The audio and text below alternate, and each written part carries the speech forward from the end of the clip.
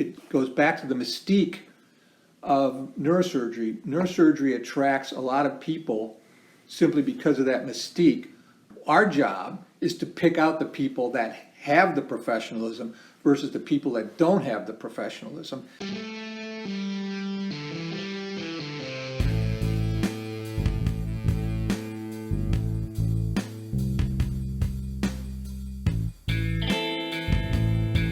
Welcome to the Neurosurgery Podcast. I'm Mike Wang, and I'm here with my co-host, JP Kolcun. We are here to discuss all things neurosurgical. Hi, this is JP Kolcun, a resident in neurosurgery at Rush University. Please note that this is not a CME event, and the opinions and statements made in this podcast do not reflect those of any institution or professional organization. Now, let's get started. We're live.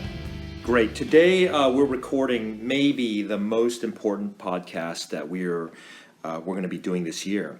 And my guest today is Dr. Stephen Giannotta.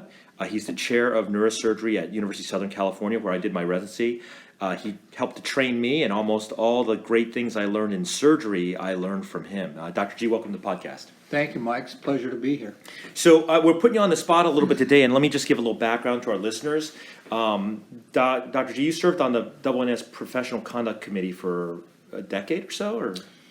I know it was over 6 years, but yeah, don't hold me exactly to that, but I spent a lot of time on the Professional Conduct Committee. That's correct. And we'd love to hear about that and what you did in generalities, because I don't think most people who, even neurosurgeons, understand what that really means and what we do as neurosurgeons to ensure high quality across the board in America.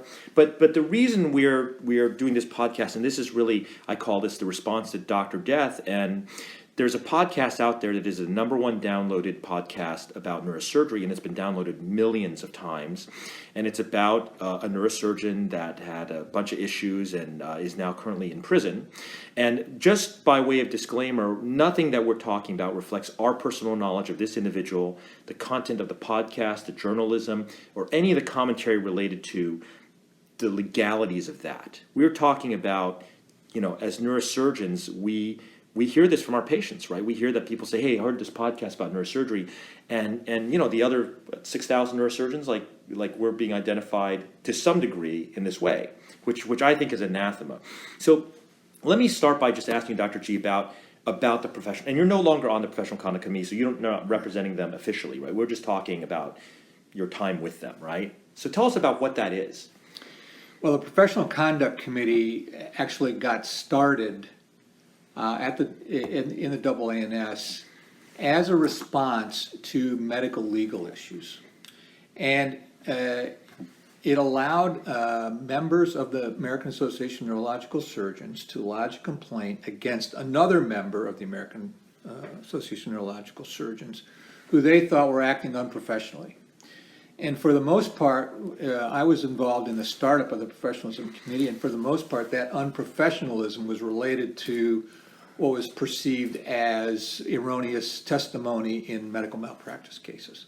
I see. There were a few other cases where, interestingly enough, someone would lodge a complaint about say, research fraud or falsification, something like that. But most of it involved medical legal.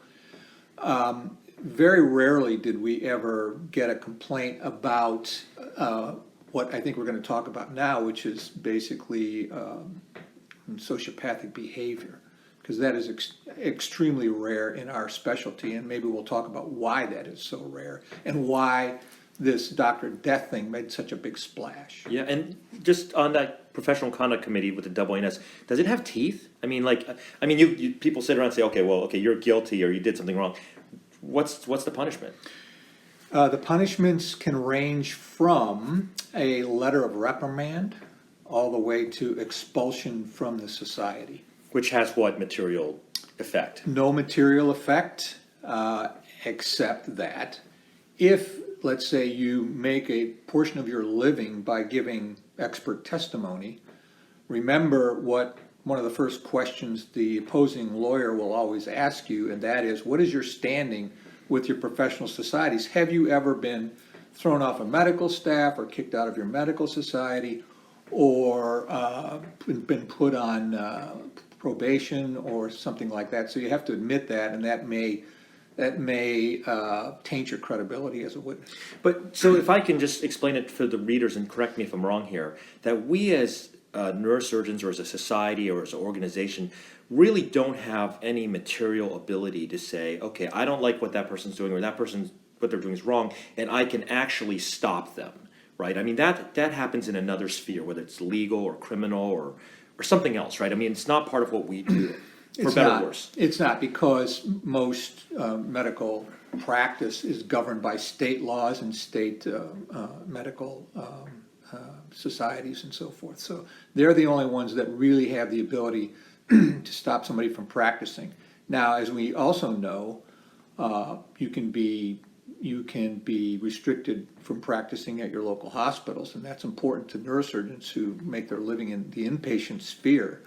So that's another way of getting discipline, but our professional societies really don't have a way to stop somebody from practicing medicine. Yeah, because most patients, right, JP, like that's what they think. They're like, why didn't you guys do? It's like, first of all, who are we, and which we talking about, and what really can we do something like it's like a citizen's arrest, right? We don't even have that ability, right? You can't just say stop, right? We really don't have that, right?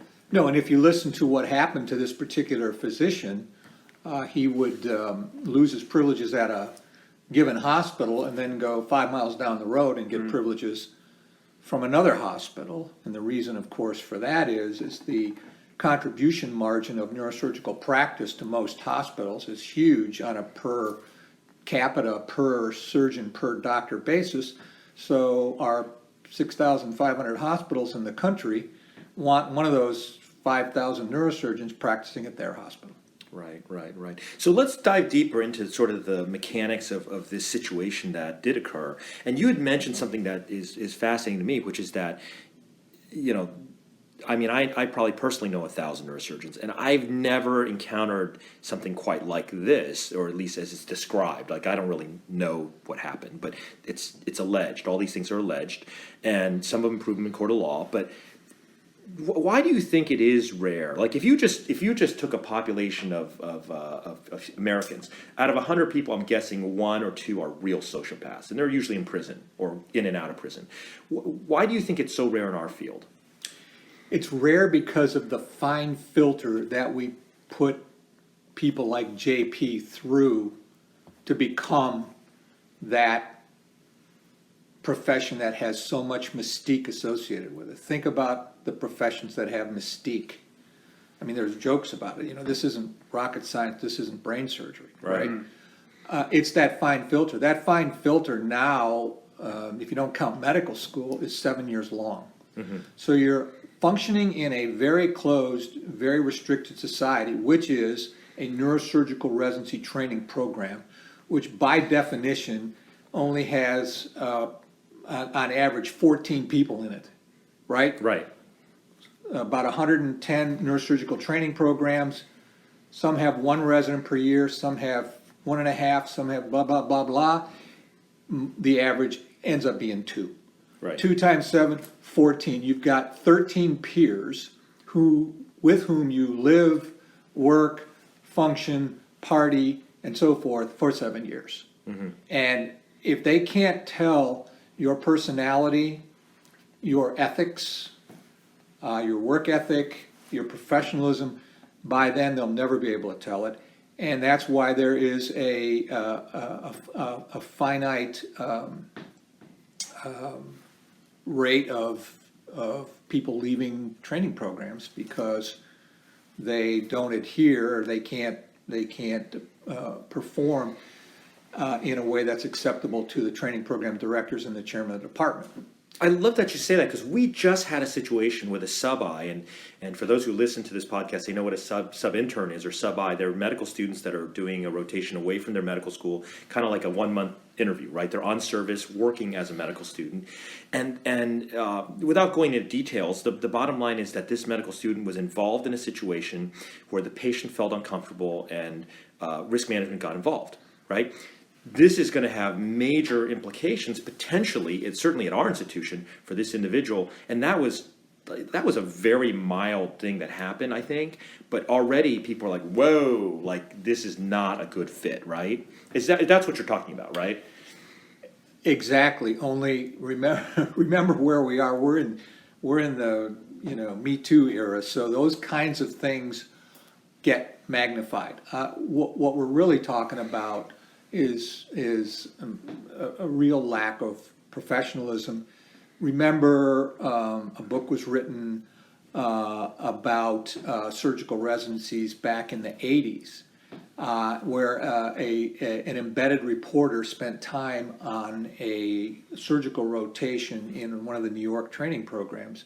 The book was called Forgive and Remember, and he identified the fact that the most common way to flunk out of a procedural-based residency, namely a surgical residency, was lack of veracity. People who could not or did not or would not, under certain circumstances, tell the truth. Really? And this was picked up, and we've seen this before, Mike, in your training program, Yeah, well, yes. our training program, Right. where the resident, in an effort to ingratiate himself or herself to the attending, will tell the attending some good news when in actuality it's bad news. So people tend to tell the attending what he or she wants to hear.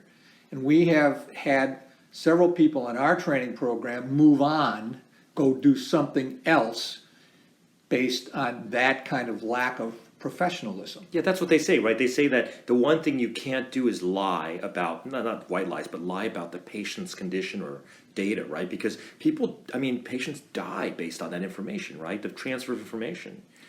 My Or mistransfer. My youngest daughter, Robin, who you know, was in college, and she had a bunch of roommates, and she mentioned to me one night at dinner, said, "Dad, my roommate girlfriend wants to go into medicine." I said, "Rob, you need to have her come and talk to me. I'd be happy to talk to Right. her."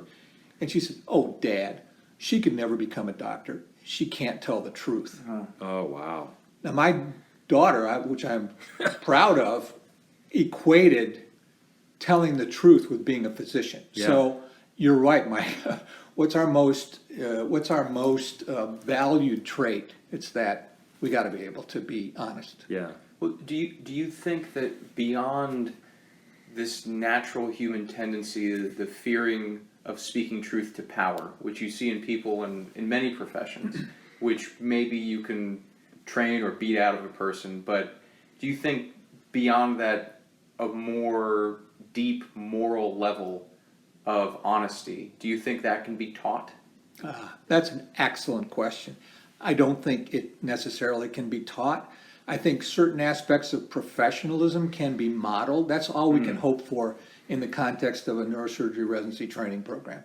I mean, when you're in your 20s or approaching 30, if your mom and dad didn't instill that in you, it's too late for us as training program personnel to do that, right? Right. Our job is to pick out the people that have the professionalism versus the people that don't have the professionalism. And that's why we were discussing this at the Society of Neurological Surgeons meeting, where the issue came up about letters of recommendation Yes. that are sent out about people. Right. And how accurate and how discernible the message is that's embedded in that letter can be to the person receiving that letter. And back to your comment about speaking to authority, another body that watches over this sort of thing is the ACGME, the Council for Graduate Medical Education. One of their stock questions that they send to all residents of all training programs is, can you say something to your attendings without fear of retaliation? And you can lose your training program if your residents check that wrong box more than a couple of times. I got to tell you, we're very honest on this podcast, and people know me know I'm a little bit of a nut, but I hate that crap. I hate all this, like we were talking about it, that patients always ask me in the morning, like, "Dr. Wang, did you get a good night's rest?" And I always say the exact same thing. I say, if you have to ask me that question, and you really are, I know you're just being social, then you picked the wrong doctor. Like in some ways, like you can put all these barriers up, like timeouts and all this, but if the surgeon doesn't care enough, in our field, I'm not talking about other fields of medicine, it's a crapshoot, right? I mean, like you taught me that. Like you're always prepared. You can never have a bad day. It doesn't matter what's going on, right? I mean, isn't that what the standard we should have? Forget about these other, bean counters and social scientists. I mean, if your neurosurgeon does not care enough, figure this stuff out, you're like in treacherous waters. Well, that's part of the fine filter of the neurosurgery residency training program, and 7 years of a surgical subspecialty for which there are very few surrounding resources that are set up to help you. Think about cardiac surgery.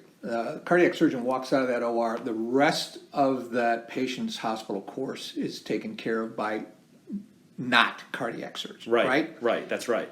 Mike, who wanted to help you at Los Angeles County General Hospital after your RB was done at 2 a.m.? Nobody. We did it. You Yeah. did it, all right? That's part of the fine filter I'm talking about. It goes back to the mystique of neurosurgery. Neurosurgery attracts a lot of people simply because of that mystique who really have no capacity to function as professionally as we do now. Last night we were going through that. I mean, everybody comes up to me, and I love John Adler, what he was saying about, everybody says they're an inventor, but how many make it? I'm going to discourage you. People come to me every day, they say, Mike Wang's an asshole, because, what I said, I want to be a neurosurgeon. He said to me something like this: everybody wants to be a neurosurgeon. If you just want the title, everybody wants to be a Navy SEAL, astronaut, just put the patch on, right? But can you do it? I mean, that's the question, right? We can destroy our field trying to give people the title of neurosurgeon that can't be neurosurgeons, right? Or we could kill a lot of patients, I guess. So then it goes back to your issue about sub-Is and what their performance is in a training program that they're visiting, and what letters of recommendation are result from that experience, and how do we interpret those letters when we're getting to rank our acceptance class, right? And that's why this came up at the senior society. Now, frankly, our society is getting away from letters of recommendation because, and this didn't come up in any of the podcasts about Dr. Death, they wanted to impugn the hospitals and the medical system. Right. And no one said anything about attorneys' roles in all this. Right. All right? I have a very close friend who is a CEO of several corporations in the Los Angeles area, and her business insurance people told her not to write letters of recommendation for any of her employees, whether they were good letters of recommendation or bad letters of recommendation, because of the liability. She could lose her company by being sued about what she would say about an employee. Explain that a little deeper, because that strikes me as something non-intuitive. Non-intuitive. Right. So for our listeners, like what does that really mean? What are they really saying to her? They're saying to her that if you write anything other than a glowing letter of recommendation, you will be potentially sued by the applicant for restraint of trade or whatever the legalities of it are, enough so that either your business insurance rates will go up or you won't have business insurance. Wow. And if you lose the lawsuit, and California's a classic example of this, the penalties can be such that you have to close your company down. Now, well, what about the great letter of recommendation? Well, that's what we're talking about at the senior society. You write a great letter of recommendation for somebody who's got professional issues, and can't tell the truth, then you get a Dr. Death kind of a situation, right? You've let somebody into our fraternity and sorority that doesn't belong there because of ethics. Right. And it's on you as the letter writer for not conveying the appropriate message. So when I listened to the podcast, I listened to it straight through, all 6 episodes. I became very depressed. I was like, it put me in a state of hell for a number of weeks, and I was moping around because I was like, I knew what this really meant, and we kind of knew that there was the possibility of this kind of stuff. But then it occurred to me what I was really worried about was that I was thinking that, we're like a priest class, and this is like the priest that molests, the altar boy. And so our whole profession is being questioned now. So for a practical person, so you have a patient out there who has a brain tumor, okay? They're going to get a surgery to remove it, right? What does a patient do, like at a practical level, to navigate to avoid doctor death? I mean, I don't know that there are any out there now, but like, what would a patient do to have assurance to say, okay, I listened to your podcast and I took these measures to try to ensure that I'm in the right hands? Well, the only thing a patient can do is make sure that they do some investigation of the doctor that they're referred to, any specialist, whether it's a neurosurgeon or not. You've got to take matters into your own hands. That was made very apparent on this podcast. But let's be clear. We're not talking about Rate MD's Vitals or Google, because those are bought. Like I tell people, if you've got a spine surgeon with 5 stars, that's either a surgeon that didn't operate or that's bought. So what I do is I allow my patients, potential patients, to contact my previous patients. Really? I do. It's allowed in HIPAA and all that? Oh, absolutely. Okay. Because, don't forget, in order for me to do that, I have to get the permission of the patient as they walk out the door. Yeah, that's right? true, yeah. And of course, Dawn brokers the whole thing. Oh, She yeah, puts, Dawn's beautiful, my yeah. PA, of course, she puts these people together because she knows that it's going to make the potential patient a lot more comfortable if that patient can talk to a previous patient who hopefully had a good experience. I love Dawn. For those guys not from USC, so Dawn Fishback she was like Miss, what's the bowl game there? Rose Bowl or something like that, Yeah, right? right. Beautiful young lady who had an acoustic neuroma, right? Yes. That you removed, and she became your PA, and so we would consent people. I remember as a resident, we'd consent people for surgery for you, and they'd be like, well, what's a scar going to look like? And Dawn would just kind of pull up her hair, and she's beautiful, and show the scar. And people are like, okay, I feel better now, because maybe I'll look like her when we're done, right? Probably not. So just to be clear, this Christopher Dunch character, he was not board certified, right? So that brings up another issue, because you asked about, what can the American Association of Neurological Surgeons do about professionals? Well, and we decided not much. Mm-hmm. But there's another body that does watch over it a little more carefully, and that's the American Board of Neurological Surgery, which I was chairman of back around 2000. Right. And when I was chairman of the board, we just started to do something like what the Professionalism Committee was doing. We would accept complaints about our board certified neurosurgeons, and we found a couple of people in that process who got sideways of the law. Carrying a gun illegally, usually impaired physician, alcoholism, drugs, and there was a handful of them, and they would be brought before, in effect, a tribunal of the American board, and they may get a suspension of their board certification. And our old board members said, no. You once you get your board certification, you got it for life, no matter what you do.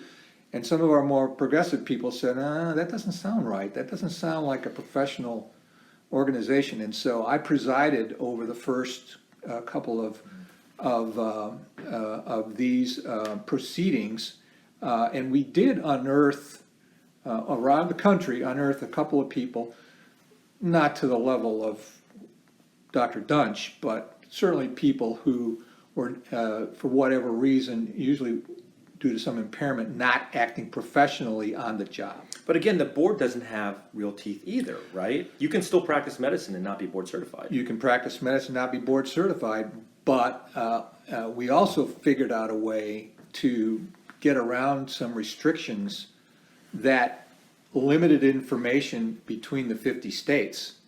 So we worked through the AMA, and they worked through all of the state, medical societies that gave you your license to practice medicine. Mm-hmm. So at least if somebody got their board certification suspended for, let's say, 6 months, all of the state boards around the country knew about it. So I think something we keep coming back to is the power of the spoken word and the truth of our words. Be it Dr. Giannotta, I saw the patient. Dr. Wang, I changed that dressing, the smallest little thing. So in summary, Dr. Giannotta, for the people listening to this who listen to the Dr. Death podcast, be they professionals in or connected to our field, be they patients or potential patients, family members, what would you say to them, someone who's heard that podcast, listened to this conversation, what should they take away from the phenomenon of Dr. Dunch? As a subspecialty of medicine, neurosurgeons adhere to the highest standards, and as a percentage of participants in that subspecialty, I would say that because of what we've discussed here, because of the fine filter they go through, because of the 7 years, because of the oversight, because of the attrition rate for those that don't measure up, neurosurgery has at least the highest standards of any other surgical subspecialty, if not the highest. That's great. That's great. Well, we're going to have you back on again and talk about something a little more fun, maybe racing motorcycles or driving fast cars. But thank you for your service to AANS, and it's really been a pleasure, Dr. G. Thank you, guys. Thank you, sir.